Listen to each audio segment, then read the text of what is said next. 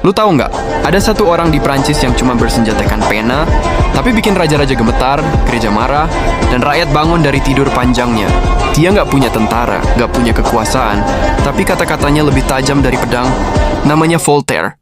Orang yang ngajarin dunia buat berpikir sendiri, di masa ketika ngomong jujur bisa bikin lo masuk penjara. Cerita ini dimulai di Paris, tahun 1694. Lahir seorang anak bernama François-Marie Arouet, yang kelak dikenal sebagai Voltaire. Dari kecil dia udah beda. Sementara anak-anak lain diajarin buat patuh dan tunduk, dia malah sibuk nanya, kenapa? Ayahnya pengacara, pengen anaknya hidup aman dan jadi pejabat kerajaan.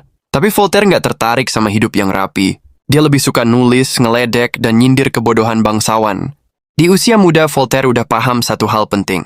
Kalau lu ngomong terlalu jujur di depan orang berkuasa, siap-siap dihukum. Tahun 1717, dia ngejek keluarga kerajaan lewat puisi. Hasilnya, masuk penjara Bastille, tempat yang bahkan nama aja udah bikin orang merinding. Tapi ironisnya, justru di sana Voltaire berubah. Selama hampir setahun di penjara, dia nggak nyerah. Dia baca, nulis, dan keluar dari sana bukan sebagai korban, tapi sebagai senjata yang baru diasah. Begitu bebas, dia langsung nulis drama, esai, dan puisi yang semuanya nyindir penguasa dan gereja. Karyanya lucu, tapi tajam, kayak tamparan yang dibungkus senyum. Tapi tahun 1726, dia ribut sama bangsawan berkuasa dan dipukul di depan umum. Balasannya, dibuang dari Prancis. Voltaire kabur ke Inggris. Dan di Inggris inilah pikirannya meledak. Dia ngelihat sesuatu yang gak pernah dia lihat di negerinya. Ilmuwan kayak Newton dihormati, bukan dibakar. Orang bisa ngomong bebas tanpa takut. Negara dan agama bisa jalan terpisah. Itu bukan cuma budaya baru buat dia, itu pencerahan. 3 tahun kemudian dia balik ke Prancis bawa ide berbahaya. Bahwa kebebasan berpikir lebih berharga dari ketaatan. Dia tulis buku Letters on England yang isinya muji Inggris dan nyindir negaranya sendiri. Buku itu langsung dilarang, dibakar di depan umum. Tapi kayak api, ide-idenya justru makin nyala. Salinannya disebar diam-diam di seluruh Eropa. Voltaire paham, kalau lu mau ngelawan tirani jangan pakai pedang, pakai kata.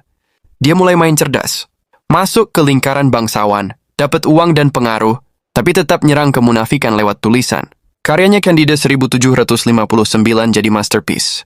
Kisah konyol tapi gelap, sindiran buat orang-orang yang percaya semua terjadi demi kebaikan. Buku itu dilarang di mana-mana tapi dijual di mana-mana. Orang ketawa waktu baca tapi juga mikir.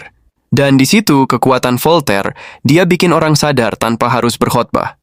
Tapi yang paling penting, Voltaire nggak cuma nulis buat lucu-lucuan. Dia peduli pada keadilan. Waktu seorang pria bernama Jean Calas dihukum mati secara salah karena perbedaan agama, Voltaire murka. Dia nulis ratusan surat, kampanye tanpa henti,